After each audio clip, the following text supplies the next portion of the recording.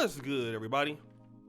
It's your boy, O'Shea Duke Jackson, back at it again with another episode of the Celebrity Junk. Yesterday, I got several emails that popular YouTuber Sandman, who is in the MGTOW community, he's been around for a long time, consistently releasing content. He has a ton of views, very well known in the red pill space and in the MGTOW community. He's from Canada. Okay, nobody knows who he really is, but he kind of stays out of people's way. He does what he does. And, I've had a few email conversations with him. He's a very nice guy. We were both on that infamous hit list together, and there were some people that helped us win that in the black sector, a lot of black men. But Sandman and the MGTOW crew, since they were put into that, they were also fighting back behind the scenes too. Nobody really knows that until now.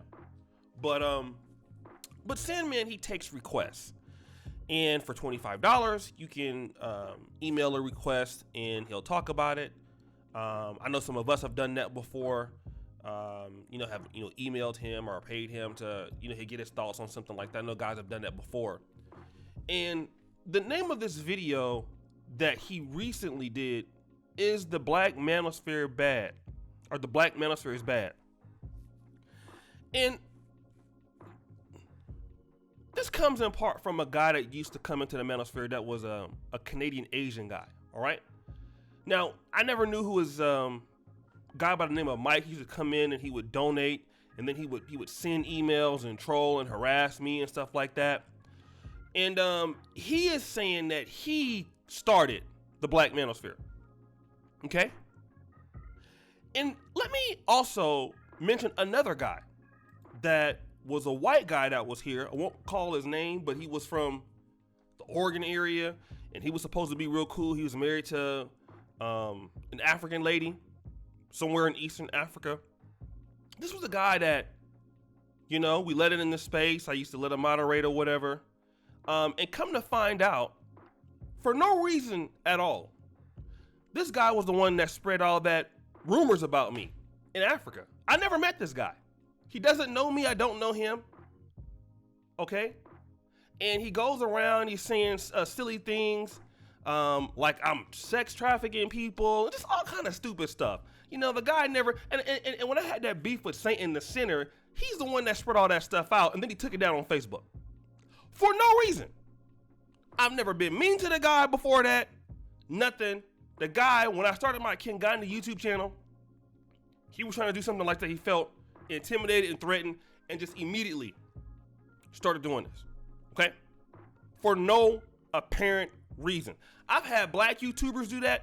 Now, I'm not gonna call their names, but I've had YouTubers I've helped out, and all of a sudden now they hating on me. There's one in particular who does that all the time.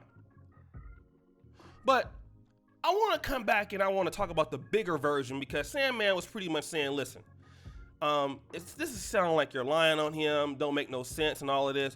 But I want to talk about letting in non-blacks into the spaces. All right. Here you have certain people that they say that, they care about black people and they care about the black community, but then they want to take credit for something that they never did. All right? Whenever non-blacks come into a black space, I've noticed that whenever we had those problems, they've always been problems towards us.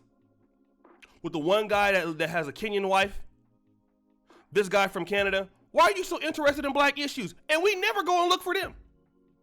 They come into a certain sector looking to make black friends, only to turn and lie.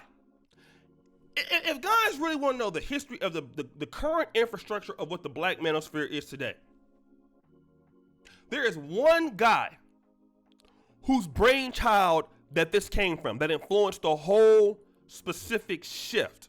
Now, I was doing content that was for black men, but there's only one guy who's the real thought leader in this: Obsidian Media Network.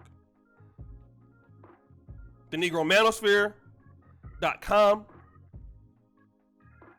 is comes from his brainchild idea, if you want to think about it, because I was just the person that thought, well, we needed answers to Return of Kings, which was hot at the time. All right? And he did that. I mean, his whole idea of what black men patronizing, he was the first guy on Patreon. He was a trendsetter saying that black men needed to support our own media. No, the things you hear Kevin Samuels talk about today, the things you hear me talk about today, is influenced by Obsidian Media Network. He is the godfather of our generation. I'm going to take some time to give another guy credit for a guy that me and him don't like each other. Never will. But Angry Man, to give him his credit, he's the one that coined the term, the Black Manosphere. He's the one that wanted to bring all of the creators into one circle. That was his contribution to the whole play. Well, let's get all the guys who are somebody and bring all of the guys to the table. He did that. If you want to talk about who brought in other guys or honed other guys, now to be fair, Donovan, Obsidian knew him, Alan Roger Curry, Rom, those are the guys I helped more or less in the movement. Kevin Samuels, guys like that. Guys you might be seeing now, the lead attorney,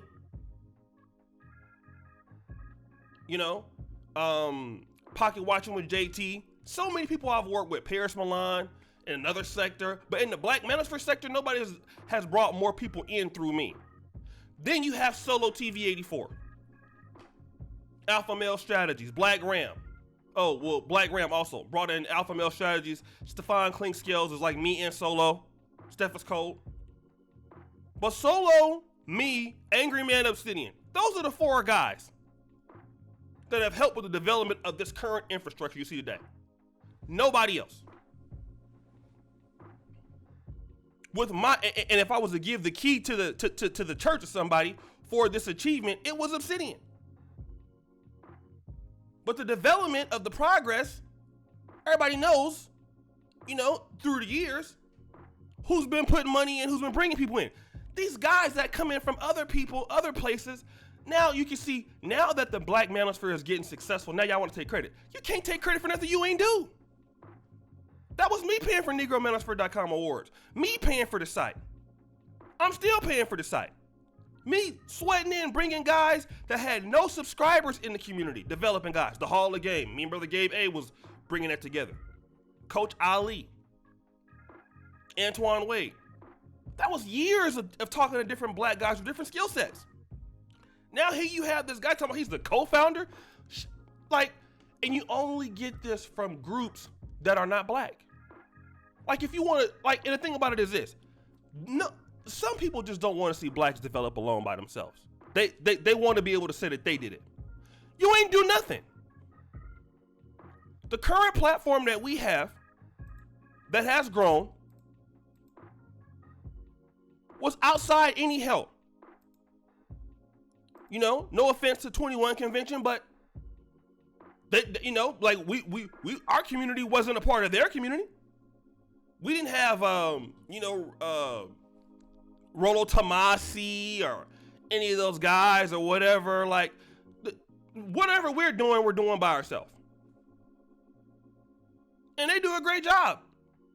But they don't even say that. In fact, Anthony Johnson wanted me to come on and talk about, what is the Black Manosphere about? We keep hearing about it.